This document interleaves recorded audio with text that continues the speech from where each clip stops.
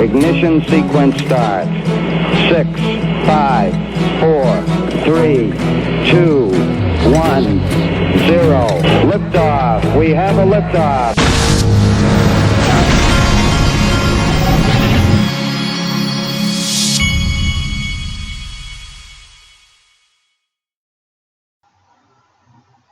Hey everybody, this is the digital asset investor. This week I've been having a late start in the mornings because I've had to do some carting of kids around to different. Once the summer starts, it gets a little more confusing schedule-wise because different kids are doing different things and they're not as much on a schedule that I'm used to. It's kind of more of a nightmare for me, but that's okay. That's what I signed up for. I wanted to start this video off with what I think is one of the more important things I've seen in the last week. This, what you're looking at, is a video from CNBC Fast Money yesterday. For those of you that don't know, CNBC is kind of the financial news network for traditional finance in the United States. They have a show that's on at about 5 o'clock Eastern time every day. It's called CNBC Fast Money. That seems to be where at the end of the show they talk about crypto. Now, it's just a matter of time before you have shows dedicated to crypto on this channel, but for now, this is where you see most of it. Well, I believe this was from yesterday's show. They were doing a segment on Libra, Facebook's coin, and it says, what's the real difference between Bitcoin and Facebook's Libra? And he goes through all of it.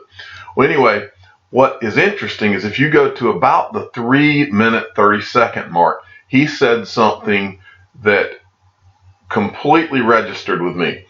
What he said was that regardless of whether you think Libra's good or bad or whatever, he said this is huge for digital assets and crypto. And he said the reason is that this is the AOL moment. Now, many of you listening to my voice are young people out there. You don't have any idea what that means. So let me tell you, back when the internet started, the same way that they're talking with digital assets, what is Bitcoin? How does it work? I don't understand. Same kind of talk. There's video clips on YouTube where you can see people on, I think it was Good Morning America, like Bryant Gumbel and his cohorts saying things like, what is the internet? What does that mean? And they flash an email address on the screen and nobody knew what it was. I can remember when I was in college, I think it was my first or second year of college, Auburn University told us that we were going to be able to get email addresses, and we were like, well, why would we need one of those? What is that? We had no idea. Well, AOL came along, and AOL gave everybody a very user-friendly, easy way to get on the internet. That was the first experience of getting on the internet, and we had dial-up connections. Many of you young people wouldn't even know what that is. But it was literally a dial-up connection that was so slow that you could barely watch videos, you could barely listen to any kind of radio or anything through the internet. You could barely even complete a purchase. Back then we had, I believe, eBay, Amazon, they were young. You could barely even complete a purchase. But when AOL came along, it was one of the first internet providers. And when AOL came along, you could just push a button. It was nice and easy. They had a little software package. They would actually mail CD-ROMs, and you had to pay for your internet by the hour at the time. And they would mail you CD-ROMs, and it would say you're going to get 30 free hours if you load this software and sign up with AOL. And that's how it worked back then. I mean, they mailed out millions of CD-ROMs. Well, so what he's saying here is that whereas AOL got it, that initially started to get the masses, the average people online. What he's saying at the 3:30 mark is this Libra he's basically comparing Facebook to AOL back then. And he's saying the introduction of Libra is going to bring online all these average people that don't know what digital assets are. It's going to bring them online. It's going to bridge the gap between Facebook's billions of customers and all of the other digital assets. And that's why it's huge. He called it an AOL moment. And that, what I just explained to you, is worth the 4.5 minutes that I just took to explain it to you, because this is massive. It is big. It is huge. And whether it happens soon or later, it's going to happen. That's the important thing. So just sit back and hold what you have, because it is all coming. Believe you me. I didn't mean to show that yet. I was at this point. Okay, got this. I just followed XRP Daddy, and he said he was glad that he could now send me things. And so I decided I would feature him right out of the gate, because he sent me this at XRP_Daddy. Sent me this from XRP Research Center. Breaking. This is Michelle Bond. Okay, Michelle Bond joins Ripple as global head of governmental relations. Michelle's background includes senior counsel at SEC, counsel for the Committee on Banking, Housing, and Urban Affairs, regulatory analyst at FINRA. So you can see, I mean, the people that Ripple keeps getting on board are like big time in government, not just government, but they're also getting big timers from finance. Now remember, I've said before, the people that are at the SEC, it's like a revolving door between the SEC and all these big Wall Street firms like Goldman Sachs, Morgan Stanley, Merrill Lynch. Well, look who else came on board at Ripple. This is from my James Bond friend at ECOSSEXRP1. Sent me this. Kahina Van Dyke, who came from Facebook, I believe, which is a massive company. Delighted to welcome Bree Madigan. We've covered the fact that she came on board. She is global. She was from Goldman Sachs, and she's in global markets at Ripple. And now Kahina Van Dyke is delighted to welcome Bree Madigan, VP of Institutional Markets, and Phil Chin, VP of Corporate Development to my team. I'm assuming Phil Chin is from either Goldman Sachs or somewhere like that. To my team at Ripple, as we continue to grow, we're fortunate to have these two experts spearheading some of Ripple's strategic efforts. This company, Ripple, folks, is attracting more talent, connected talent, genius talent, educated talent than any company that I have ever seen in my lifetime. It is crazy what is going on at this company. And I could not be more excited for what the future holds for we XRP holders, because every day I wake up and I'm like, what? Wow. Okay, I got this from two people I wanted to show you, but I'll give both of them credit. Dakota P at dpark61308. And this guy, I decided to feature this guy. He's like a verified Twitter member, and he's a band. He's in a band, and I thought this was interesting. I think I've featured him before. Mark Hydell at Mark Hydell. Looks like he's in the Hig is the name of his band, and he says when you're at a rock show and the fun police turn up. I thought that was funny. But anyway, both of those guys sent me this same piece, and this is from MoneyGram. It's a tweet from MoneyGram. Check out our CEO. What's the CEO's name here? Alex Holmes on CEO Spotlight with, I believe this is a radio station, Dallas-Fort Worth radio station, discussing our partnership with Ripple, business model, and more. And it's a link right here. You can go and listen to it. Now, it was summed up by a couple of guys here. First, the Rippening, and he's at the underscore Rippening, a definite follow on Twitter. Also, the Rippening started his own YouTube channel. Go to YouTube and follow the Rippening is the name of his YouTube channel, I believe.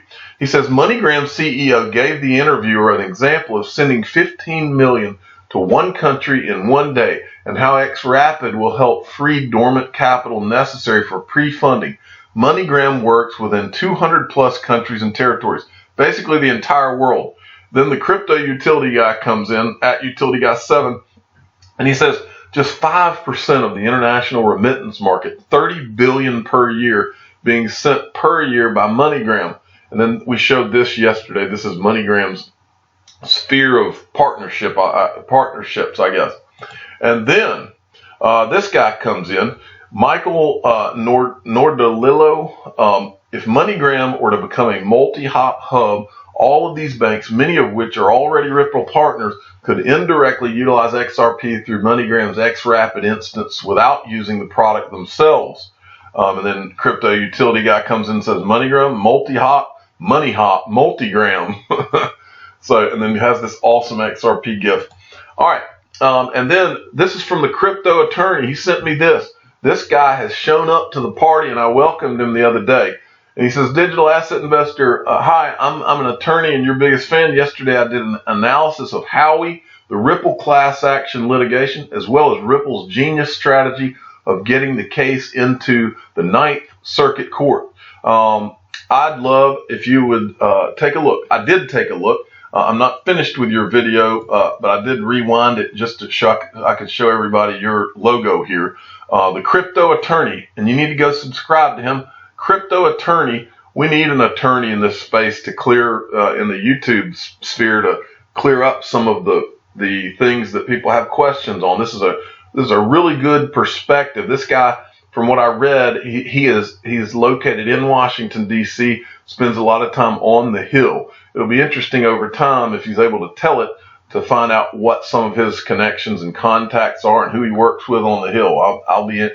I'm fascinated by all of that stuff. Okay, next, no, I so called this yesterday. I think it was in my first video. I was showing a New York Times article, and it was talking about how Facebook was trying to create a global currency, and I knew when I saw it that this was going to be trouble for Facebook. These people in Congress, they cannot stand the idea of a company getting too large, and they will come in to try to break it up. They did it with Microsoft. They've done it with many companies in history. And now anytime someone gets too powerful, it just makes them mad. And so Maxine Waters demands Facebook stop all development of Libra crypto project. And then this came from XRP Crypto Wolf. He summarizes these things for me. House Financial Services Committee Chair Maxine Waters asked Facebook to halt development of its Libra cryptocurrency temporarily until hearings can be held. The U.S. is seriously hindering crypto and blockchain innovation with stuff like this. And I agree with him. These people do not know. They do not know what they're doing to shoot the United States in the foot in competitiveness across the world. And what's so sad about it is all these people in Congress, they get their egos involved, and they want to get these people up there so that they can make themselves look smart on TV and all this. And usually they end up making themselves look stupid because most of them don't know anything compared to the people that they're bringing up onto the Hill.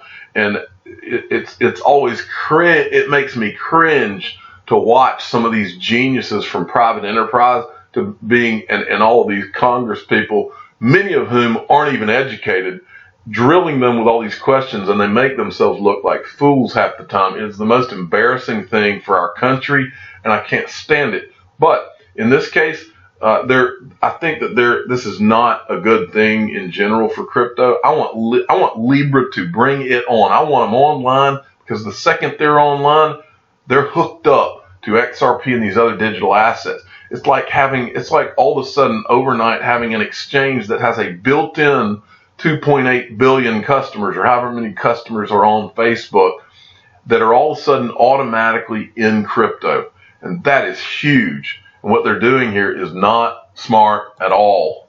Okay, from Joseph L. Quilden at Loveman318, he sent me this, and I'll finish here. The head of Germany's central bank payments names Ripple and praises it as a serious alternative to SWIFT. He expects new tech to work alongside older established practices. And this is the Germany's central bank naming Ripple by name. As far as currency conversion is concerned, new special service offerings are needed. In this regard, Ripple offers a serious alternative to other market offerings as more competition provides better services and/or prices to the customers. That is big, folks. I'm the digital asset investor. I'm not an investment advisor. This is for entertainment purposes only. Please subscribe and hit the like button. Tell your friends and family that Libra represents an AOL moment for digital assets. Thank you for listening.